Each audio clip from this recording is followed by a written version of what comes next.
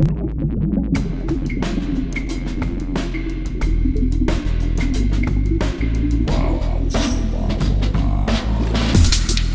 listening to ArTEEtude, a podcast with artists created and produced by Detlef Schlich, a visual artist and ritual designer, living and loving in West Cork, and best known for his essay about the cause and effect of shamanism, art and digital culture.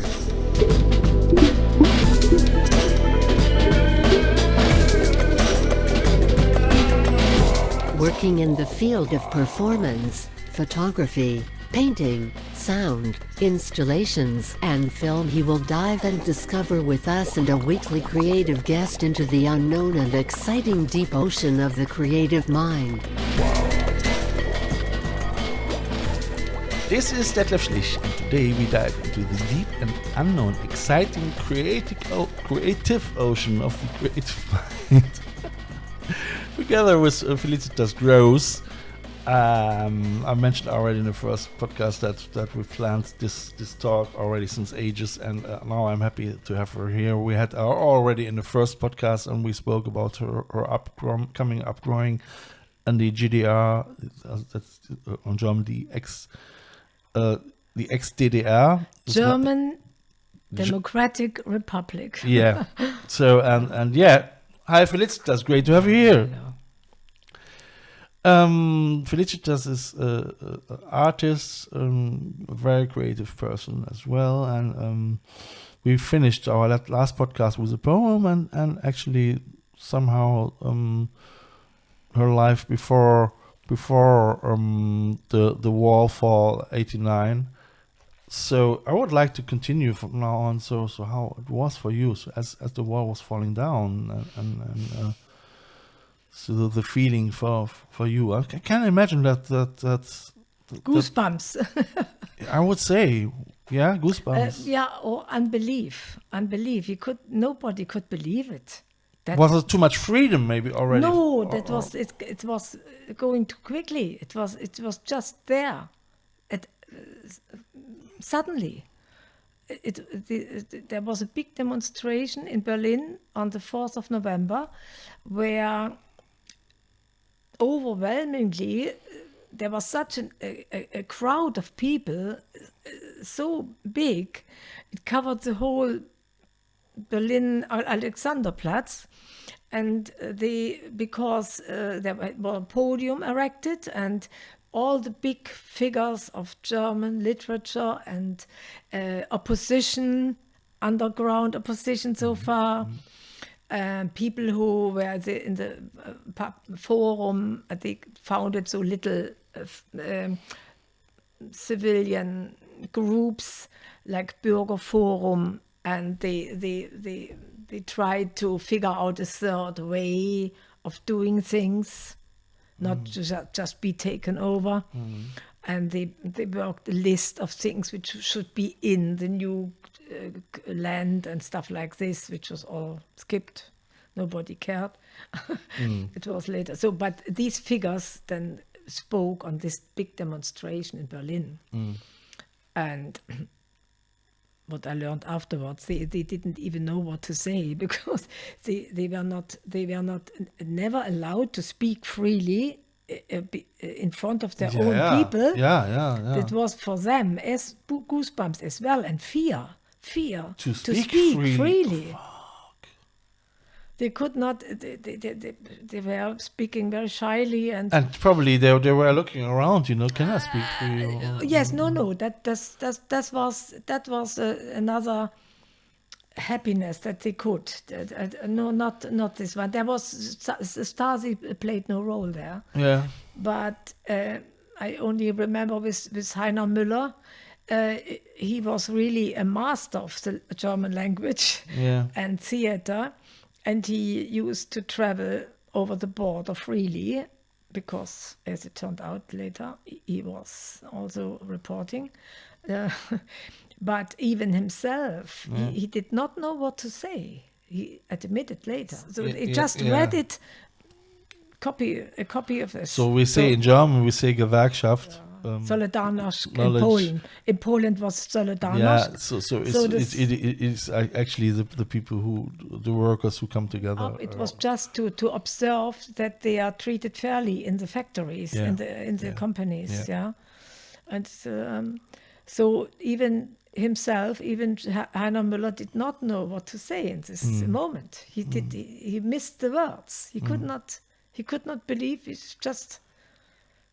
I mean, it's probably mad that if you were restricted all of your life, all of a sudden somebody's coming and said, you know what, you're free now, you can say what you want. And also after. Are you kidding? 40 years, it was the 40th anniversary of founding the German Democratic Republic. They celebrated it before with Gorbachev, traveled to the anniversary. Yeah. And this was the beginning of even more crowds collecting, even more assembled crowds to protest against the regular anniversary of the government, which always, after the same points, they read their pamphlets, and which was sterile and in a complete stupidity. And why Gorbachev had just a few months before put a completely new system in the Soviet Union, tried to transform the system. Unbelievable, the whole Soviet Union. So, but Honecker and his mates, they were not ready to follow. They didn't want that. For the first time, they did not follow their big brother. So they could not. They were stuck in their minds. They had completely overruled. They were not able. So they just followed their own normal behavior. It seemed like everything, like always. They wanted to keep just the. And it was a very big moment, and I think it was a very sad moment for Honecker, because in this anniversary, celebrating the 40th anniversary of this country, which was very hard to even reach 40 years. And he went out with Gorbachev, and the people in the crowds only called Gorby, Gorby, Gorby, and not Honecker. He was never called. It was honey. This was not possible. So his face was iron when he heard that the people called for Gorbachev. Gorby. Wow. But how history is now, the truth is that even Gorbachev is called a traitor now in Russia. Yeah. Again, he did not. He did not know that what it would result in. This was a big consequence what he did. The whole world, and even America, does not believe that Russian is not the enemy any longer. Was not the enemy in the 90s. It was really a surprise for nearly everybody. This peaceful revolution. I mean, I must say, for me, it was a very relieving thing, actually, because I knew, okay, this maybe can change the world and something better, you know, that people not feeling like enemies anymore. This is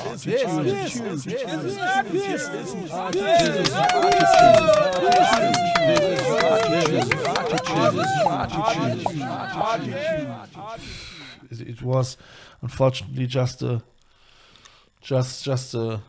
dream, you know. Yeah, you cannot change people's minds so quickly. They roll on, and it takes a long time to sink in.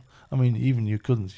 I had a chat with a friend of mine regarding religion. I mean, as I was younger, I was quite angry about religion, and nowadays, you know, I mean, for instance, as Sinead O'Connor so wrapped the profile of the Pope in part, and she had huge problems with the Catholic Church about that, you know. So I'm not sure if she would do that today again. You know, I think if you're young, you're very radical. You have to be radical because otherwise you can't Of understand the course, world. yeah.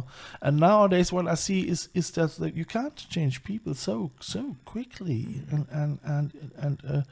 and especially in religion. So if On the other hand, the quick transformation of the country was something good about it, because that was the only way. yeah, and it for the West it was the only way, because they saw that the majority of the people were influenced so much by the West that they wanted it. Yeah, but it would have taken a much longer time to really weigh the pros and cons of socialism, capitalism, so to speak, and to form something new, which would have been very creative.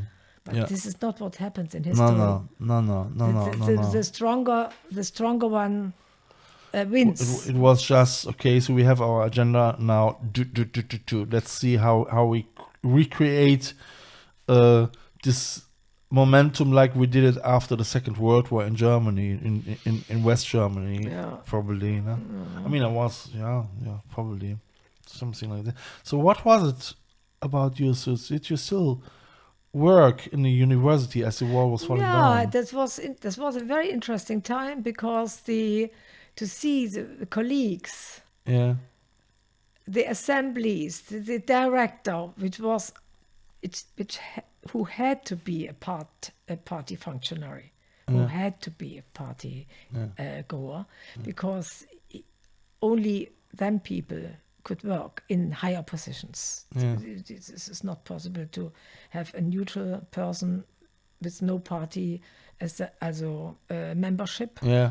So that membership was very important for any higher position, Yeah. even the But that's still representative. the same. I mean, you Yeah, have to yeah, you have to be in a member in a sports Yeah, or carnival carnival membership. coming from Cologne.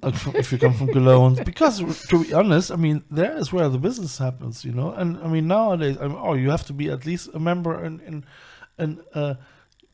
you have to go at least a couple of times in a week into a pub, in order to make business, So No, that's. of course. I mean, the thing is, I'm not interested in pubs anymore, so it is quite difficult to meet the right people then as well, isn't it? Yeah, but with a transformation, or the peaceful revolution, so to speak, it started much earlier.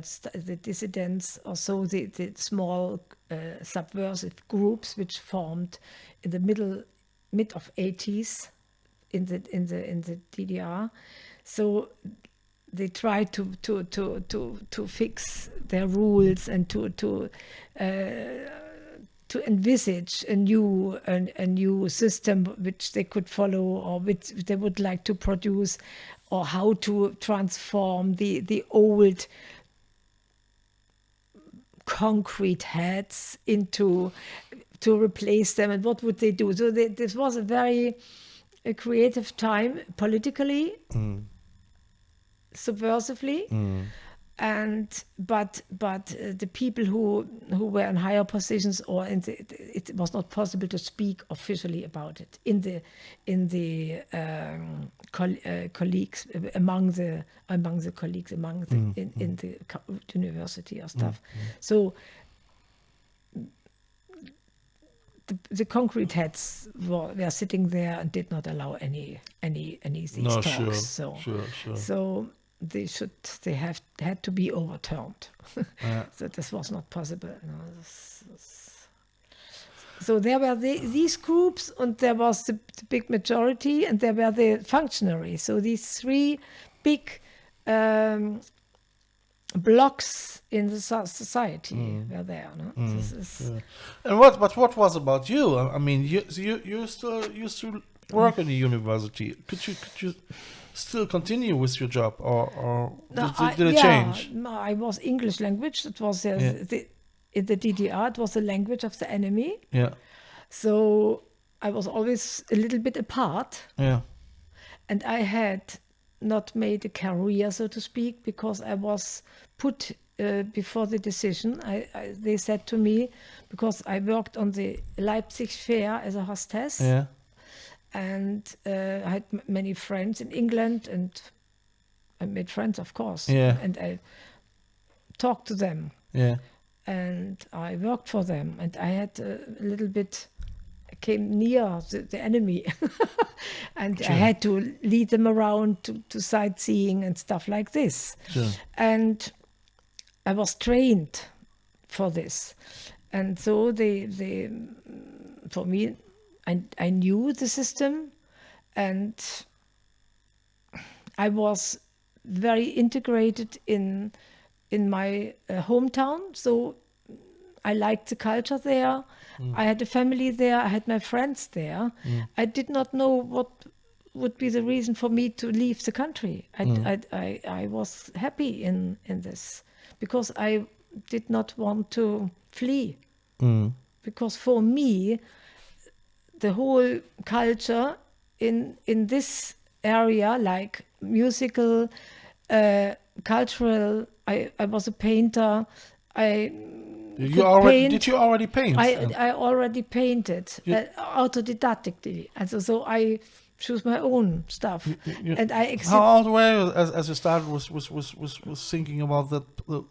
I become now a professional painter, or no, the professional. I never wanted it. No. Or as you started to see that as a form of expression. That came so naturally. I did not never think about it. It came natural. I just did it. Yeah. Yeah. Yeah. I just followed it. I just put it out. Yeah. So, professionally to earn money, you as an artist in the GDRs in Germany, it's always called brotlose Kunst, also art. You don't earn anything. If you are not, this is the same like here. I mean, nowadays. You have to be somehow in the institutions in order to make money with art. If you're a teacher, for instance, then you can make good money. But if you're gonna do it as a freelancer, you had to be in the DDR. You had to be in the Society of Artists. Sure. It's the same here.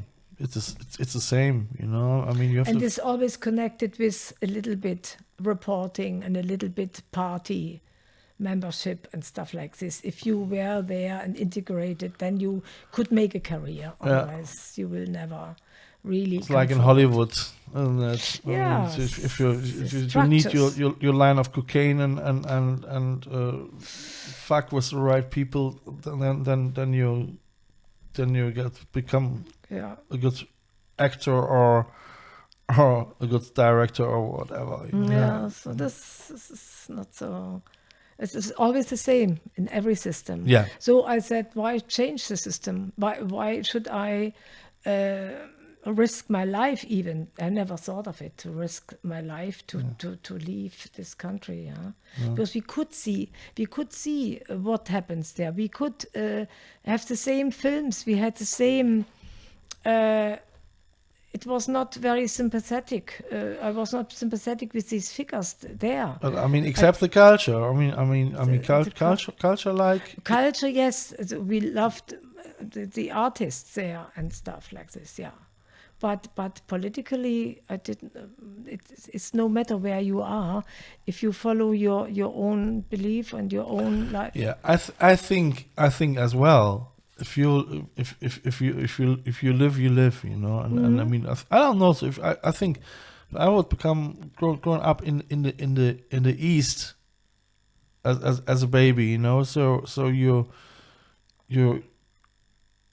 either get such a strong feeling that you want to break out, because morally or ideologically or that I have to go and like a lot of people. Tried to get away from the East and run away. Some made it, some not, you know. But I think it depends on in which environment you grow up. I think as well, yeah. If your parents, I often noticed, if your parents are always watching and looking to the West or have all their relatives there, and they want to be with them. No matter where they are, they want to be with them. And this division in Germany, it was always relatives. You had your brother or an uncle that was always connected somehow. No? And people looked after each other. They could never, it was never really a firm separation. It was always a loose, still a loose connection to your relatives, to your friends. It was always possible if you tried. It was not as strict as in other countries, I don't know, but so and if you grow up like everybody speaks of the West and everybody likes to be in the West, you as you try to be there as well, or try to go there. That's what I grew up in a family which was we had no relatives in the West. I did not. Yeah. Okay, but I think that makes a big difference, isn't it? Yeah. So I nobody ever spoke. Yeah. My father was a member of the party because he wanted to support his family in the early years when before he had they put him before a decision that either you get this job which gets you triple money what you had before, but you have to be in the party, or you stay where you are and you can't maintain your family. And he had 3 kids to feed. So he said, yeah, I'm not against the system, so why should I not go? Why should I not try it? Maybe I better it.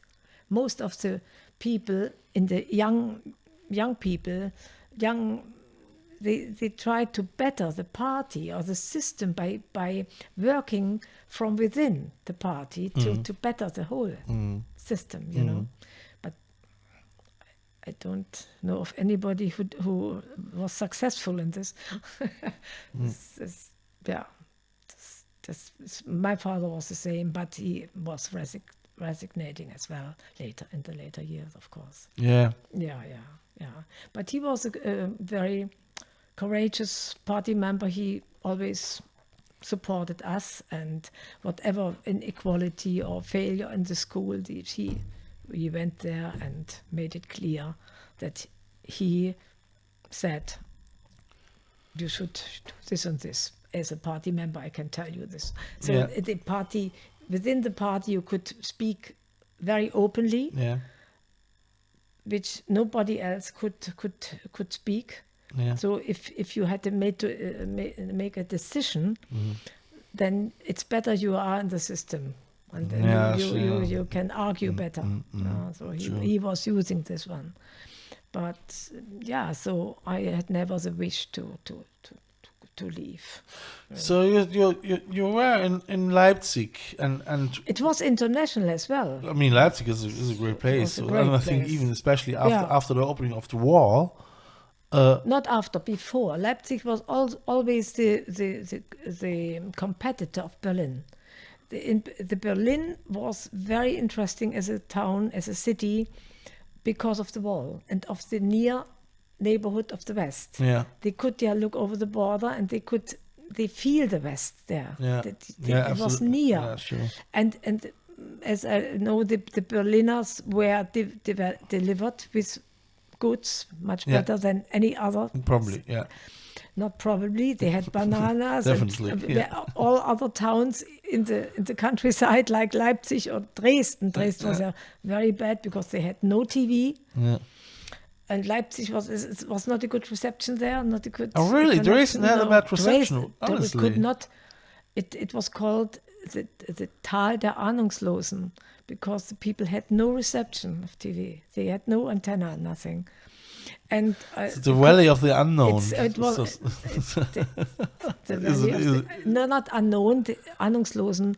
The not knowers. Not knowers, the valley of the people who don't know. Yes. And they were really keen on getting. I mean, the medium makes the message, isn't it? Of course. And if you don't have a TV, you probably they were lucky, weren't they? Yeah, and even Jens Reich, this was one big figure in the opposition before the wall came down, and even he said the role the media played in influencing the people in the DDR to the West was very big. Oh, sure. I Very mean, big. but we see it still. I mean, look nowadays now Twitter, and all the other. It is what it is. We people we rely to data, and for us data is a drug, and people they love to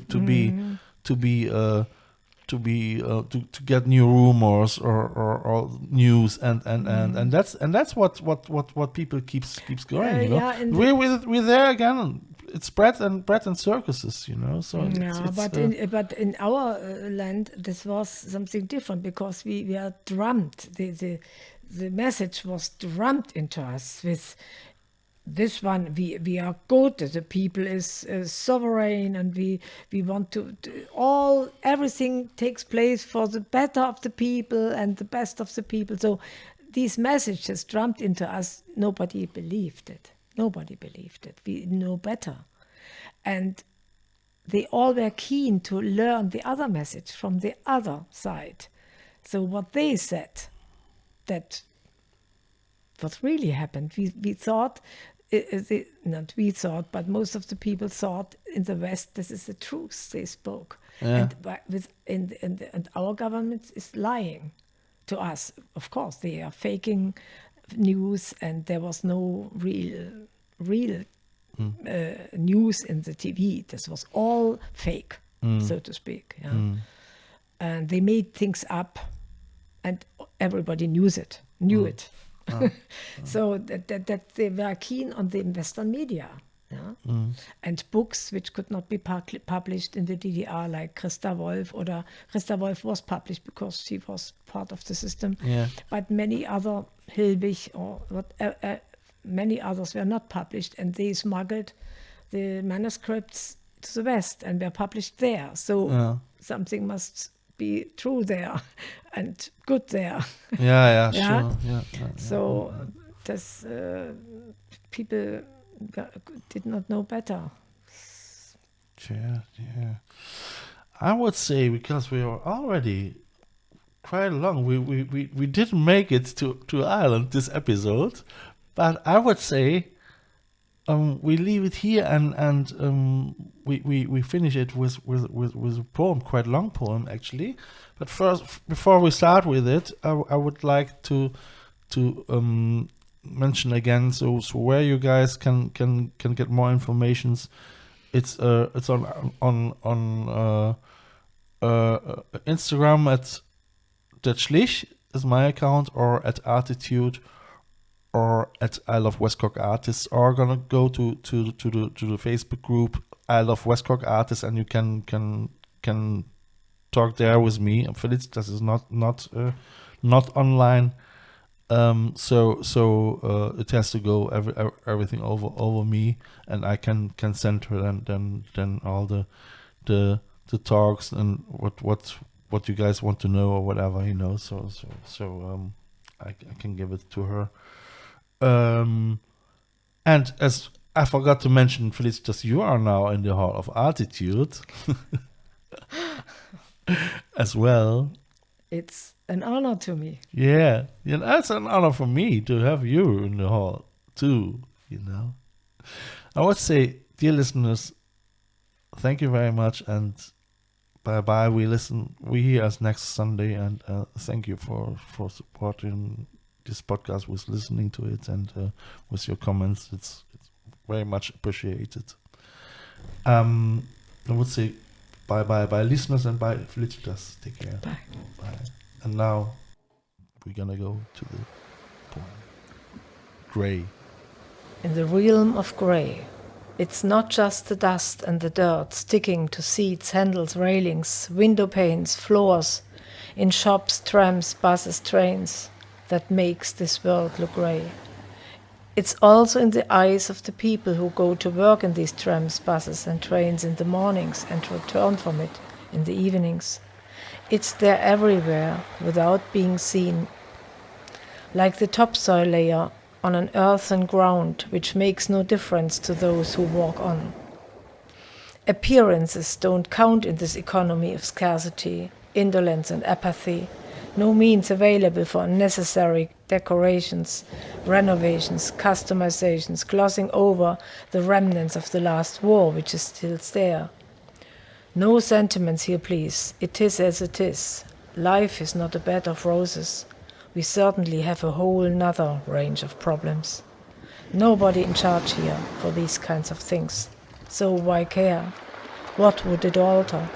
We all know whatever is built in this land will look filthy, grimy, bedraggled, just grey in the end. Spaciousness, dear me, why should one bother? Why even to try to get vivacious colors on something to be painted, if it turns out grey sooner or later anyway? Let grey be your first choice, so you'll save yourself a lot of trouble. Grey has them all in.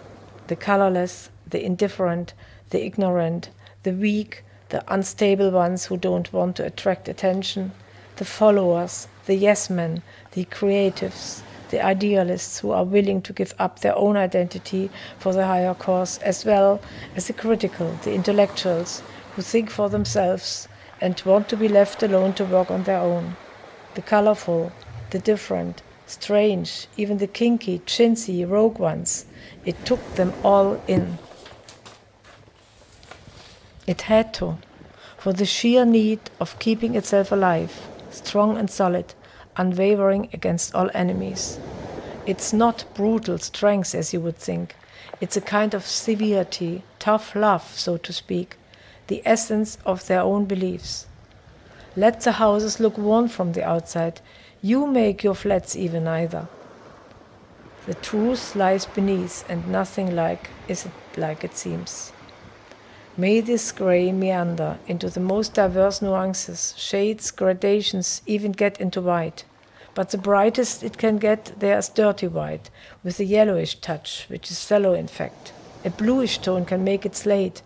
If it takes on a brownish hue, it's drab, or at its darkest, a flat, blackish grey. Not really luminous that way, but still grey. Whatever gets into it, even the most glaring color, gets dull that way. Blackish, oyster, pebble or ashen, any color added strengthens the grey.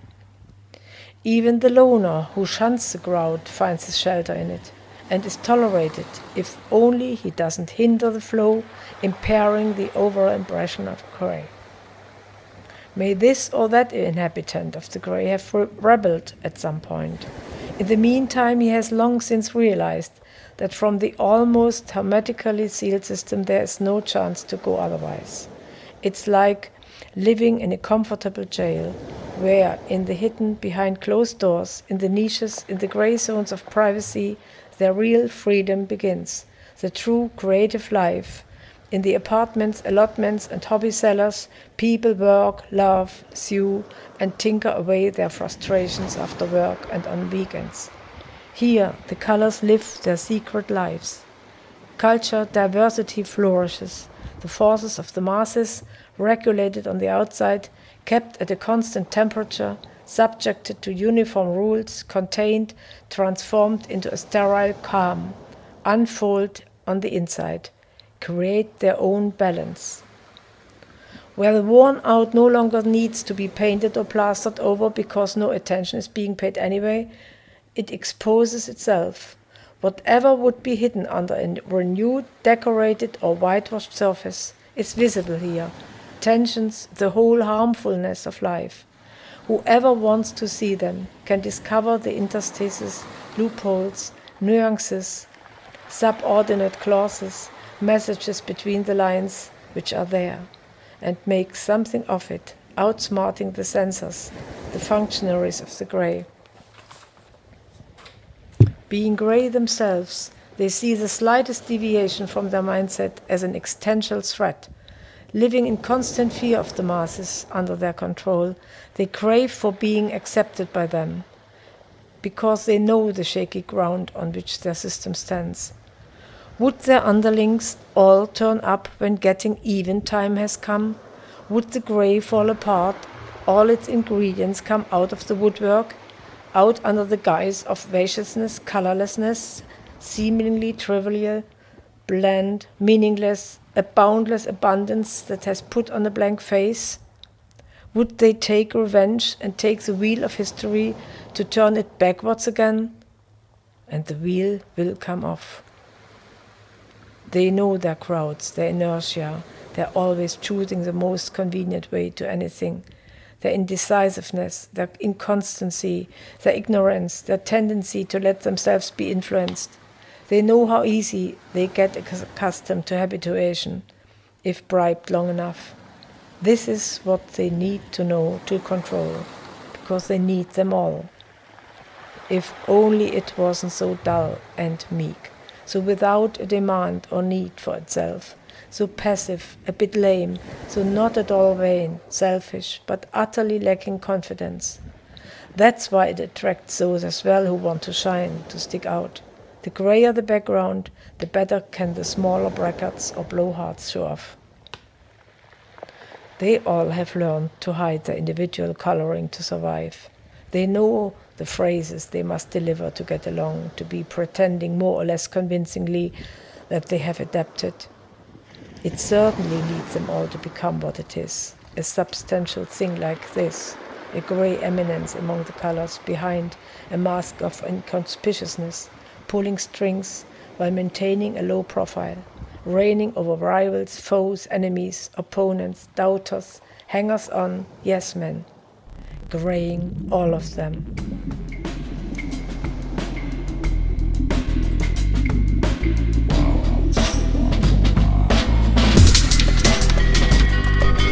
You have listened to ArTEEtude, West Cork's first art, fashion and design podcast.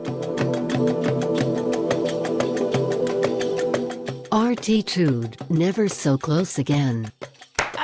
That was too close.